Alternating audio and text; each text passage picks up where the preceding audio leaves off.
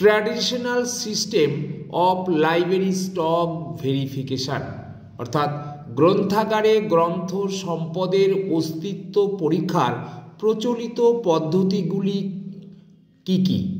Number 1, পরিগ্রহণ খাতার সাহায্যে অস্তিত্ব পরীক্ষা, অর্থাৎ অ্যাকসেশন রেজিস্টারের সাহায্যে।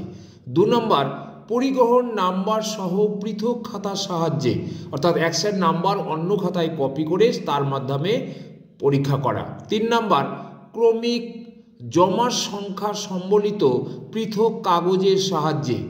4 নম্বর, গণনার সাহায্যে গ্রন্থের অস্তিত্ব পরীক্ষা।